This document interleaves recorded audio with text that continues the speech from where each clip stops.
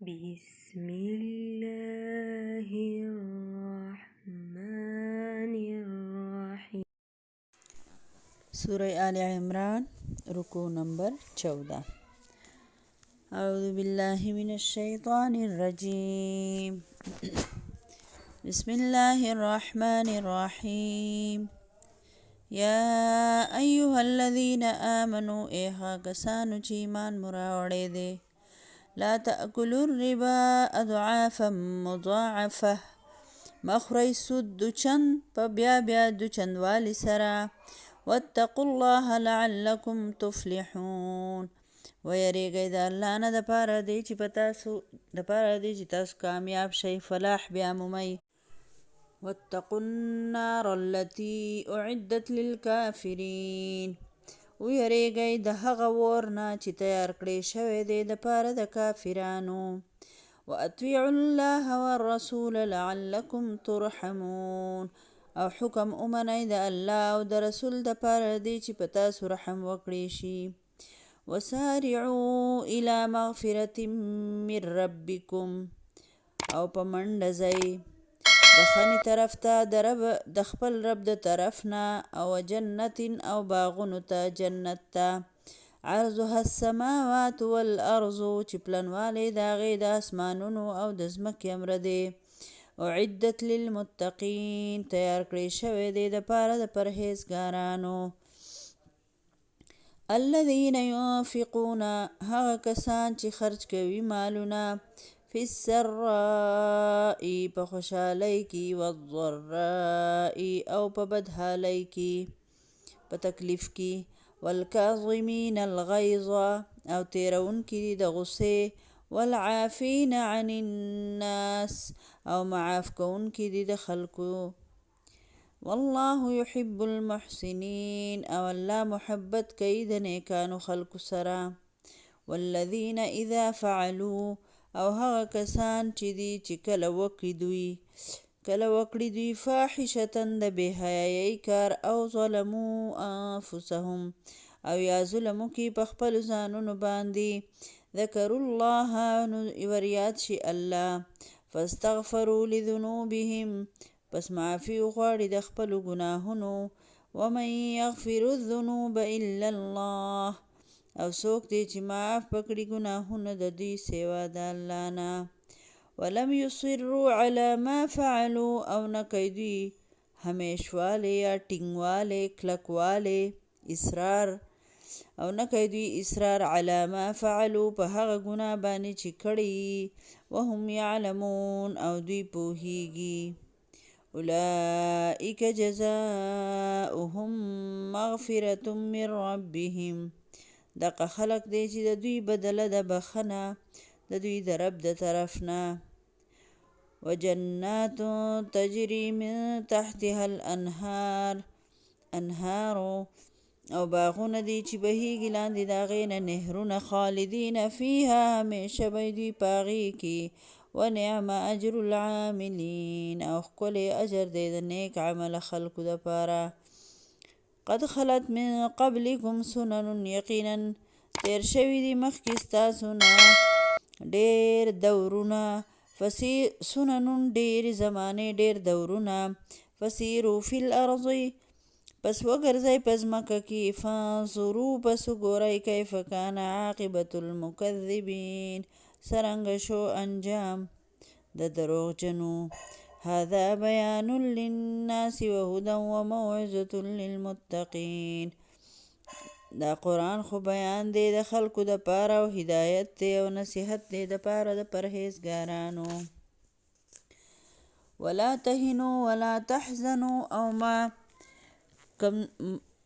مکوی سستی او مغمجن کیږئ وانتم الاعلون ان کنتم مؤمنین او هم تاسو به غالب راځئ کچری تاسو مؤمنان یئ. ان یمسسکم قرح کچری ورسیږي تاسو ته زخم فقد مس القوم قرح مثله نو رسیدلی دی قوم د کفارو ته هم زخم پشان ستاسو یا پشان د هغې. وتلک الایام نداولها او دا خو ورځې دي د زمانې چې مونږ یې اړو را هړو بین الناس په منځ د خلکو کې. وليعلم الله الذين آمنوا او د پاره دی چې معلوم کړي الله هغه کسان چې ایمان راوړي دي یا چې ظاهر کې الله هغه خلک چې ایمان راوړي ويتخذ منكم شهداء او ونسی پتاسو کې شهیدان یعنی گواهان والله لا يحب الظالمين او الله محبت نه کوي د ظالمانو سره وليمحص الله الذين آمنوا او د پاره دی چې جدا کی الله پاک هغه کسان چې مؤمنان دي ويمحق الكافرين او چې هلاک کی کافران ام حسبتم آیاتاسو ګمان کوي تدخلوا الجنة چې داخل بشئ تاسو جنت ته ولما يعلم الله الذين جاهدوا منكم او لا ندی ظاهر کړي الله کسان چې جهاد کړي په تاسو کې ويعلم الصابرين او لا ندی معلوم کړي الله صابران یا ندی ظاهر کړي الله صابران ولقد كنتم تمنون الموت يقينا ويتاسو چې تمنام کوله د مرګ من قبل ان تلقوه مخکې د هغې نه چې تاسو لا نه وئ مخ شوي مرګ ته فقد رأيتموه پس یقینا وس ولیدو تاسو مرګ وانتم تنظرون او حال دا دی چې تاسو ورته کتل په دې رکوع کې الله رب العالمین د جنگ احد باندې چونکې تبصره کړې وه د هغې لویه وجه د جنگ احد د شکست غټ سبب دا و چې مسلمانانو کله کامیابی په لاس ورغلله او کفار په تیښته و نو په دوی کې د مال تمه پیدا شو چې غنیمتونه راټولول شروع نو په جاهلیت کې بچا په جنگ کې څه څیز راونیو نو هغه به د هغه و که نه نو لکه دوی دا خیال شو چې زه ټول خلک غنیمت راټولی چې مونږ به هم کوز شو نو راوبه یې نیسو لکه مونږ به هم غنیمت راجمع کړو ځان له نو ځکه الله رب العالمین چونکې دوی د مال سره مینه کوله نو الله رب العالمین په دې باندې پابندي ولګوله او حکم یې وکړو چې سود مه خورئ ځکه چې د سود سره د پیسو حرص چې دی هغه ډېر زیاتیږي بې حده زیاتیږي او الله فرمایي چې مه خورئ سود او ستاسو د فلاح کامیابۍ دپاره دا ضروري ده چې سود پرېږدئ او د الله نه یریږئ او د الله د رسول اطاعت کوئ او بیا مخکې شئ منډې وهئ مونږ وایو که نه یو بل سره مقابله وکئ نو د الله بخښنې ته او جنت ته باغونو ته د الله باغونو طرف ته جنتونو طرف ته منډه وهئ په هغې کې سیالي کوئ څنګه چې د نبي صلی الله علیه وسلم حدیث مفهوم دی چې مسلمانان دي د یو بل سره په نیکو کې سیالي کوي په نیکو کې د ځان نه بره ته ګورئ چې دا دونه نیک دی زه ولې نیک نشم جوړېدی مطلب دا شوق پیدا کوئ او په مال کې د ځان نه لاندې ګورئ چې د شکر جذبه ده پکې بیداروي دا د حدیث مفهوم دی بیا الله رب العالمین دلته فرمایي چې مخکې شئ د خپل رب مغفرت طرف ته نو استغفار چې دی نو په دې کې د ټولو نه بهترین استغفار چې دی هغه سید الاستغفار دی که نه چې رسول الله صلی الله علیه وسلم چې دی صحابه کرامو ته دا ښوولی و او سحر ماښام د مانځه نه پس دا استغفار لوستل دي نو د دې استغفار الفاظ داسې دي اللهم انت ربي لا اله الا انت خلقتني وانا عبدك وانا على عهدك ووعدك ما استطعت اعوذ بك من شر ما صنعت ابوء لك بنعمتك علي وابوء بذنبي فاغفر لي فانه لا يغفر الذنوب الا انت نو دا ښکلی سید الاستغفار دی او دا په کثرت سره ویل یا استغفر الله استغفر الله استغفر الله ویل یا استغفر الله الذي لا اله الا هو الحي القيوم واتوب الیه استغفار داسې د الله نه بخښنه غوښتل دي نو د دې ټکي په کثرت سره د زړه د مینې نه ویلو سره هره بنده لاره کولاویږي لکه الله پاک بستا هر مشکل اسانوي د هر مشکل په وخت کې استغفار وایه ځکه چې کله کله زموږ د ګناهونو د لاسه په موږ باندې د الله تعالی ازمایښونه او دغه راځي تکالیف راځي که نه نو استغفار ډېر ډېر وایي چې الله رانه رضایي او چې تر څو پورې حدیث مفهوم دی په دې مسلمانانو کې استغفار ویونکي موجود دي نو الله فرمایي چې زه په دوی باندې عذاب نه راولم. نو دا ډېره زیاته ښکلې دعا ده، استغفار ویل. ټیک شو؟ نو په کثرت سره استغفار وایه. او بیا الله رب العالمین د جنت ذکر کړی دی چې د هغې پلنوالی د اسمانونو د ځمکې امره دی. نو کم خیالي کم څیز چې اوږه دي نو پلنوالی وړوکي او اوږدوالی خو ډېر وي که نه، په اوږدو باندې اوږه دي او په پلنوالي لږي. نو الله یې پلنوالی د ځمکو اسمانونو امره بیان کړی چې لا اوږدوالی به یې څونه د دې باغونو. الله دې زموږ د ټولو نصیب کړي. بیا الله فرمایي دغه خلک په خوشحالۍ کې، په غریبۍ کې، بیمارۍ کې، تنګ دستۍ کې،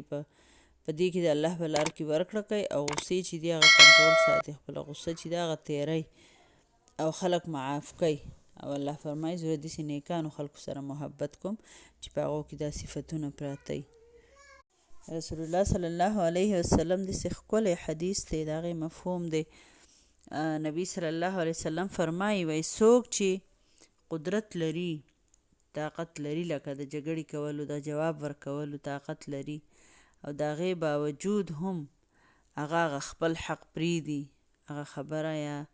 که ځمکه ده او که پوله پټې دی او که هسې خبره ده او که هر څه شی چې دی، خو دی هغه خپل حق چې دی هغه پرېږدي. نو نبي صلی الله علیه وسلم فرمایي وایي چا چې د الله د رضا دپاره خپل حق پرېښودو نو زه وله په اعلی جنت کې د اعلی کور ضمانت ورکوم. سوچ وکړئ، الله به وله په خپل ښایسته جنت، په خپل ښایسته جنت کې ښایسته کور ورکوي. چا چې د دنیا په وړو وړو خبرو باندې مقدمې او جګړې نه کولې بلکې خپل حق یې طاقت و بیا یې پرېښودو، نو دا غصه دغه دې ته وایي کنټرول کول، دې ته وایي که نه چې بس اړو پر واپس یې نه ساتي چې به زما رب شته ماله په هغه جان کې راکړي که نه، دا خبره داسې وشوه داسې دې وشي، هېڅ خبره نه وي. نو دې ته صحیح مؤمن وایي. الله دې زموږ په ټولو کې دا صفتونه پیدا کړي چې په غریبۍ کې هم او په مالدارۍ کې هم، په دواړو حالتونو کې د الله فرمان بردار یو. او بیا الله رب العالمین فرمایي چې کله ته د بې حیایۍ کار وشي نو یا بل څه د ګناه کار وشي، په ځان ظلم ترې وشي که نه، په ځان باندې، په نفس باندې، نو فوراً الله ذکر وکړي، توبه وباسي. او څوک دی چې د توبه په قبوله کې سوا د الله نه که نه، اولم یصروا علی ما فعلوا، څه چې کوي په هغې اصرار نه کوي، لکه خطې نه چې ته ورته ووایي دا څیز ګناه دی، دا په قرآن کې نشته، دا په حدیث کې نشته، او دی وایي چې نه دا نو ولې داسې لګیا دی، به زه خو به دقه کوم. مؤمن داسې نه وي، مؤمن په خپله خبره باندې خطې نه وي بلکې د الله د رضا دپاره هغه خپل ټول خواهشات او هر څه د هغه کنټرولي، په خپلو کړو باندې دغه نه وي، دا اصرار نه کوي بلکې چې پوه شي چې غلط کار دی فوراً یې پرېږدي که نه. بیا دغه شانتي الله رب العالمین فرمایي چې زه به دوی له بدله ورکوم او باغونه به یې لاندې به نهرونه به یې کې همیشه به په دې کې. نو دا د توبې فضیلت دی، د استغفار ویلو فضیلت دی که نه، چې که ګناه څونه هو لوی ولې نه خو چې د الله ته توبه وباسئ الله پاک به در هغه ګناه معاف کړي او داسې به دې پاکې لکه تا چې اډو کړې هو نه. بیا الله فرمایي یقینا مخکې خلکو نه هم په قومونو باندې هم ډېر څه تیر شوي دي. که تاسو وګرځئ الله فرمایي چې تاسو په دنیا کې وګورئ چې دروغجنو خلکو انجام څه دی. حقیقت دا دی چې رښتیني خلک چې دی نن هم په خولو راځي. الحمدلله د نبي صلی الله علیه وسلم درود نن هم زما او ستا باندې په ځان هم لازم کړی دی درود لوستل که نه، د خپل خوږ نبي صلی الله علیه وسلم په صداقت باندې، په پیغمبرۍ باندې ما او تا ګواه یو که نه. او څه شول هغه مخالفین او هغه ابوجهل او فلانکې او فلانکې او فلانکې چې ځان ته یې څه وي جاه و جلال و پوره مرتبې وي، هغه څه شو لاړل ورک شو. نو بیا الله رب العالمین فرمایي سستي مه کوئ، غمجن کېږئ مه، تاسو به غالب راځئ، خو شرط پکې دا دی چې که تاسو مؤمنان وئ، صحیح مؤمنان وئ نو الله فرمایي تاسو به غالب راځئ. بیا الله رب العالمین فرمایي چې که تاسو ته څه تکلیف در ورسي نو د دې تکلیف نه مخکې کافرو ته هم دغه شان تکلیف رسېدلی. مسلمانانو په جنګ بدر کې د مسلمانان ولګېدل، د کافرو نه 80 تنه مرداران کړي. په جنګ احد کې د مسلمانانو 80 تنه شهیدان شول که نه. نو الله ورته فرمایي چې دغه شانتې تاسو که نن تاسو ته زخم ورسېدو نو په تېر کال باندې ستاسو نه ډېر زخم کافرو ته رسېدلی و که نه. او دا خو ورځې دي اړه را اړوئ مونږ په خلکو کې. الله فرمایي دپاره دی چې تاسو نه شهیدان ونیوي شي. شهیدانو ډېر لویه مرتبه ده که نه، او الله ظالمان نه خوښوي. او بیا الله فرمایي د پاره دی چې الله پاک چڼ کې هغه کسان چې ایمان یې راوړی او چې ختم شي سته کافر. بیا الله فرمایي تاسو څه وجې داسې به جنت ته داخل شو نه به ازمیالي کېږو. نه، الله فرمایي په تاسو کې الله ګوري جهاد کوونکی څوک دی، صابره څوک دی. او بیا دغه شانتي د دې نه مخکې خو الله ورته فرمایي تاسو د مرګ ارزو کوله او تاسو لکه جهاد هم خوښوو، نو چې نن تاسو ته جهاد حکم شو تاسو مرګ په خپلو سترګو ولیدو او تاسو ورته کتل. بیا الله رب العالمین فرمایي د جهاد په ذریعه ستاسو امتحان وشو چې د جنت اوچتو درجو ته اعلی درجو ته الله پاک تاسو د جهاد په ذریعه باندې رسوي او ستاسو امتحان اخلي. ګوري چې څوک په جهاد کې څه اخلي ثابت قدمه دي او څوک چې دي هغه واپس تښتي. الله دې زموږ د ټولو استقامت نصیب کړي. آمین ثم آمین په خپل دین اسلام باندې.